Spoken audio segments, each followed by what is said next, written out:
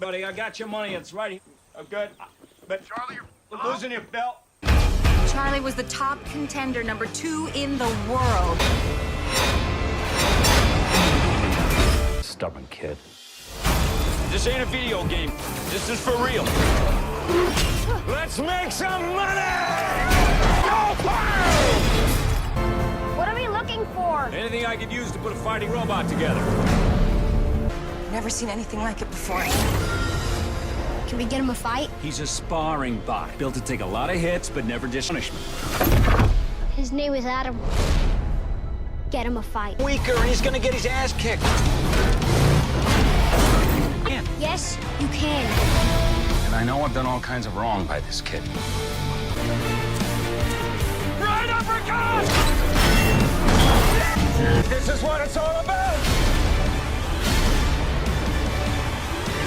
In the future, traditional boxing lost contests and their importance and fans' attention owing of a lack of violence. They have been replaced with gladiator battles with human-controlled robots. Charlie Kenton is a former professional boxer who goes across the country and takes part in robot boxing, but loses one defeat after the other. One time after a busy night, Charlie wakes up in his van surrounded by empty beer bottles. He gets a call from a man who asks him regarding his $30,000 debt. Charlie calls the man the wrong name and the man knows that he isn't the only one the boxer owes money to. Charlie pretends to have connectivity troubles and hangs up. A few girls come up to the van and ask Charlie to show them the famed fighting robot Ambush. One of the girls takes out a camera to take a picture of the robot, but the dude requests $5 for a photo. The kids determine that an old chunk of metal is not worth it and leave. At the fair, Charlie encounters his old friend Ricky, the manager of the arena. He promised to give Charlie $3 if Ambush takes part in a struggle against one of his bulls. However, the deal featured a bull weighing 800 pounds, and Ambush's opponent weighs twice as much as him. Charlie chooses to go all in and offers Ricky a stake of $20 if he wins the bout. Ricky agrees to the bet but warns of the catastrophic ramifications for Charlie if he loses again and doesn't pay off the loan. The fight commences and Charlie pretentiously introduces Ambush to the public. Initially, everything is going smoothly and the robot effortlessly dodges the opponent's strikes. But Charlie got caught away mingling with the public. He fails to spot the agitated bull rushing toward the robot from behind. The animal slams into Ambush and takes his leg with it. Charlie asks Ricky to stop the battle, but he enthusiastically watches his opponent lose. In the end, Ambush turns into a useless mass of metal that youngsters take apart for mementos. Charlie doesn't have the money to pay for the loss, so he tries to slip past Ricky unnoticed. The boxer is followed by 2 men and hits one of them, thinking that they were going to demand money from him. However, the strangers inform Charlie about the awful news. His ex-wife has died, leaving their 11-year-old son Max an orphan. Charlie is not really concerned about his son's fate, and he heads to court to sign the parental waiver of custodial rights. Some wealthier relatives of his deceased ex-wife are willing to adopt the boy, so Charlie buys them the right to custody for $100,000. For $50,000 deposit, he offers to take Max for the summer to better the father-son relationship. Using the proceeds, Charlie gets Noisy Boy, one of the best robots using voice control, on the illegal market. Charlie returns to the gym where he lives together with Bailey Towlett, the daughter of his deceased coach. The young woman scolds him for a costly purchase, as he owes her money for rent. He attempts to charm his girlfriend, but she reminds him that she needs the money to pay the bills. At this moment, the relatives bring Max in. The boy is sad not because his father sold him, but because he didn't share the proceeds. Charlie admits that he wasted all the money on buying the robot and that Max can get out of here if he doesn't like things. The boy decides to stay and watch the Noisy Boy unpacking. The fighter in the samurai armor emerges from the package and everyone admires him. Charlie decides to test voice controls and shouts a few battle commands, although the robot doesn't react at all. The man decides that he was defrauded and blames Bailey for not examining the robot. Max revealed to be wiser than the adults and pronounces the commands in Japanese, which is a native language of the robot. Noisy Boy obeys and Bailey then learns that they only need to modify his voice control settings. After a short test drive, Charlie loads his robot into his van and intentions on heading to the next competition. Max snatches the car keys and asks his father to take him with unless he wants to be left without an automobile. Reluctantly, Charlie accepts and they arrive to an underground battle club where they meet dozens of other robots. Charlie is certain that this time he will win for sure, thus he asks the organizer Finn to sign Noisy Boy up for the major fight. Max tries to convince his haughty father out of it and tells him to take part solely in warm-ups since he has never tested the robot on a genuine battlefield. But Charlie doesn't pay attention to his remarks and creates Noisy Boy duel against the star of the Fight Club, Midas. In the beginning, Noisy Boy inflicts powerful blows on his opponent and the audience lets out enthusiastic yells. The robot samurai keeps dominating the battlefield and Charlie is pleased that he is about to acquire the easiest money throughout his life. Due to his inattentiveness, the man misses Midas's hit and the opponent takes control of the battle. Charlie tries to figure out what orders Noisy Boy has and cries out the directives that sound cooler, one directly after the other. Charlie's opponent recognizes the powers of his robot better and therefore he quickly knocks Noisy Boy falls, striking his skull off. After the tragic fiasco, just the voice control of the robot survived. Max correctly scolds his father for fighting against the champion without even learning any common commands for Noisy Boy. Charlie doesn't want to bear the blame and orders his son to shut up if he wants to spend this night in warmth and not out in the street. On the way home, they stop by the junkyard to look for parts for a new robot. While gathering pieces, Charlie tells Max a story of how the boxing robots came about and way they replaced humans in the ring. Listening to his father, Max doesn't notice a cliff and falls. Max hangs on a robot's hand, which rescues him from his doom. Charlie falls over the cliff to his son and puts him back on the ground, carefully holding the frightened boy close to him. Max gets out of his arms to view the section that saved his life. To his surprise, he finds a body of an old robot on the soil. The boy asks his dad to bring the cart so they can take their find home, but Charlie walks back to his regular selfish self and refuses to help his son. Max carries the robot till daybreak all by himself, heading up the steep hill. Finally, he brings him to the van. They go back to the gym where Bailey discovers in horror what is left of Noisy Boy. The woman feels dissatisfied in Charlie and instructs him to stop chasing in phantom victory till he loses everything that he has left in actuality. The man persuades Bailey to aid him for the last time and check the robot that Max brought. It turns out that it is an obsolete version of the robot that was built not for fighting, but as a sparring partner. It can't attack, but it's good at taking a blow. To everyone's surprise, the robot switches on and Bailey observes that it features an uncommon shadow feature. It allows the robot to emulate any human movement. Max cleans the robot from mud and notices that its name is Adam. The boy suggests testing the find in unlawful robot battles to make some money. At night, while everyone is asleep, Max slips inside the gym and turns Adam on. Together, they go on a late-night walk, where the youngster learns to control his first-ever robot. In the morning, Max decides to approach Bailey about what his father used to be like. The woman joyfully tells the boy about Charlie's boxing career, describing how he always battled till the end and didn't give up even in front of the strongest opponents. With the onset of the era of robots, no one needed his combat capabilities anymore and he couldn't become a champion. Charlie interrupts the chat and informs Bailey that he is departing with his son for Atlanta to find a companion who would buy a new robot. They arrive at the spot and Charlie instructs Max to wait in the foyer of the building while he goes to look for Finn. There, the youngster encounters Takmashido, the founder of Zeus, the invincible robot champion. The man assures reports that Zeus will annihilate anyone who battles against him on the battlefield. Meanwhile, Charlie asks Finn to lend him money for their old friendship's sake, yet Finn refuses to bet on him. Frustrated and upset, he enables Max to take part in a fight at the zoo, just so that his son would lose and leave him alone. The next day, Charlie wakes up from Max's voice, as he has been practicing with the Atom since the morning. He watched the robot and programmed the commands himself using the shadow characteristic. Charlie is pleasantly surprised by his son's persistence, understanding deep down where he got this quality from. They arrive to the site where the combat is held, and Max negotiates a contract with the leader. If Adam lasts one round, then the youngster steals $1,000. However, if the robot doesn't survive, the leader takes him. The fight begins and Max gains control of Adam. The robot doesn't attack but only guards itself, steadily taking the blows of the opponent. Charlie instructs his youngster to move more to maneuver the robot's attacks, but the opponent grabs Adam and smacks him in the head, causing him to tumble. The countdown to the finish of the round begins and the robot has only 30 seconds to get up. Max orders Adam to get up and he obeys, which meaning the boy automatically wins $1,000. The leader doesn't agree with this conclusion and provides to double the profits if the robot lasts one more round. Now it is Charlie who is trying to talk his son out of this perilous adventure, but Max agrees. The second round begins,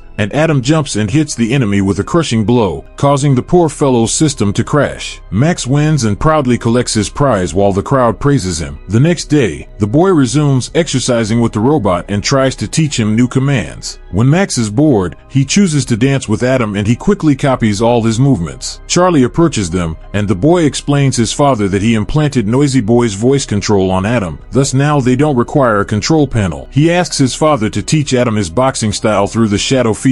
Charlie is initially uncomfortable and tells his son to make the dance Adam's distinctive feature in the ring. Max agrees to dance on one condition, only if his father trains the robot how to box. Thus begins their hard teamwork. Charlie teaches the robot fighting skills from morning to night, and Max begins each of his fights with a dance. Adam gets victory after victory, and the father and son are becoming closer and closer. After collecting money from small-town bouts, Charlie delivers part of the winnings to Bailey to pay up his loan with interest. The dancing robot swiftly wins the heart of the audience, and he is talked about even in the press. Thanks to the popularity of the robot, Charlie and Max are invited to participate in the Real Steel Champions League tournament. While Max is setting up Adam, Charlie mentally prepares him for the fight and argues that all emotions should be left outside the huge ring. A manager enters their workshop and invites them to the lodge of Farah Lemkova, the owner of Zeus. The businesswoman is seeking for a sparring partner for Zeus and offers to buy Adam for $200,000. The promotion is active until the first round with his adversary Twin Cities. Charlie quickly agrees, but Max refuses and exits the room. Charlie tries to persuade his son to accept the tempting deal, but he urges his father to think about why Lemkova anyone want to acquire a robot for such a high amount of money. Max believes that Adam is exceptional and doesn't intend to sell his metal pal. To the thunderous scream of the crowd, the two-headed robot Twin Cities enters the ring. Max leads Adam out by doing a combat dance. The robots start the fight and, within the early minutes of the contest, the enemy viciously strikes Adam, preventing him from striking back. Charlie then recognizes Twin Cities' weak point. His right shoulder jerks before every punch. Adam slides under the opponent's arm and begins to deliver deadly blows to the body. After weakening Twin Cities' right side, Adam knocks him out with a kick to the head. The audience bursts into applause. Bailey, who has been following the fight all this time, likewise yells with joy. Max runs into the ring and pulls the microphone from the referee. He boldly challenges Zeus, the robot of Farah Lemkova, to combat. After that, he and his father take the winnings and head to the van. Ricky meets them there and instructs the thugs to attack them to take his money back. They beat up Charlie and take all their money. Worried about his son, Charlie takes him to his legal guardians to keep him secure. With tears in his eyes, the kid begs his father to allow him stay with him, but Charlie doesn't want to risk it anymore. Max becomes irritated and exits to pack. When Charlie refuses to take the other half of the money for the selling of custody, Charlie tries to encourage his son to go with his relatives and claims that he doesn't consider himself worthy of Max. As a farewell, Max informs Charlie that he wants his father to fight for him. All the way home, Charlie remembers the time he has spent with Max. He comes to Bailey and lies down next to her, which makes her quite happy. In the morning, the woman persuades Charlie not to leave his son and assures him that it is not too late for them to improve their connection and correct the mistakes of the past. They kiss and Charlie goes to Max. He tells his son that he regrets not being around all these years. Charlie wants to give him another opportunity and vows to fight for him this time. Then, he moves aside and Max sees Adam. Charlie says that Zeus accepts his challenge and persuades his aunt to let Max travel to the event. Champions League hosts reveal that Takmashido called yesterday's fight with the elderly robot Adam an insult to his creation. This announcement caused a PR catastrophe for the Zeus crew, so they had to take on the challenge. Charlie and Max arrive at the competition accompanied with Adam. In the meantime, Finn takes wagers that the junkyard robot won't last until the end of the round at odds of 1 to 5. Ricky approaches him and boldly bets $100,000 that Adam won't last until the completion of the first round. If his bet goes well, then at the end of the match he will get $500,000. A welcoming show is put on for Zeus, where he epically jumps into the ring to the cheers of the audience. Adam looks more modestly, and the fight begins. Zeus knocks out the enemy with the first blow. All spectators are sure that the champion's win will be speedy. Adam stands up but quickly receives a new set of tremendous blows and falls again. After the third knockdown, the robot gets up again and Zeus corners him. Finally, Charlie pulls himself together and strikes the opponent, and then backs away. To everyone's shock, Adam gets the lead in the fight and stubbornly strikes blow after blow to Zeus. Despite a powerful opponent, the elderly robot manages to stay on his feet until the end of the first round. Ricky tries to exit the building in a hurry, but Finn catches him and snatches his money. The fight continues and Adam manages to heroically surviving the second and third rounds. By the fourth round, Zeus throws all his power on the opponent and inflicts heavy damage on him. Another strike damages Adam's voice control system. Despite this, the robot manages to hold out until the end of the round, but now the prospects of him winning are minuscule. Max tries to urge his father to control Adam through the shadow feature. The boy notices that Lemkova and Machido are starting to grow apprehensive, fearing the ancient robot's secret abilities. In the end, Charlie succumbs to the frantic wishes of his son. He, as a coach, gives Adam a motivational lecture before the bout, despite the fact that the robot can't hear him. The final fifth round begins. Charlie holds the block, tiring the opponent. Max begins to worry that Zeus will destroy his robot. He asks his father to start fighting, but he says it's not time yet. After waiting for Zeus to run out with enthusiasm, Charlie delivers a series of crushing blows. The champion of Real Steel starts losing, and Tak Machido himself takes control of Zeus. Despite this, Charlie offers a strong uppercut to the opponent's head and knocks him down. Zeus gets to his feet, but Charlie attacks him again, trying all his combat techniques on the robot. Zeus is spared from complete defeat by the sound of a gong, announcing that the war has come to an end. The audience cheers and chants Adam's name. Bailey runs onto the stage and kisses Charlie. Nevertheless, Zeus still wins based on the points and retains the defending champion of the Real Steel tournament. However, the combat was a catastrophic failure for Farah Lemkova's company. Adam is pronounced the people's champion, the outcome that Max is totally delighted with. The youngster falls into his father's arms, who makes it obvious without any words that he is proud of his son and that he loves him. Together with Adam, they go out to the middle of the ring and enjoy their glory and recognition. Subscribe to watch more videos like this. Leave a comment about your favorite movie, and we will make it next. Thanks for watching.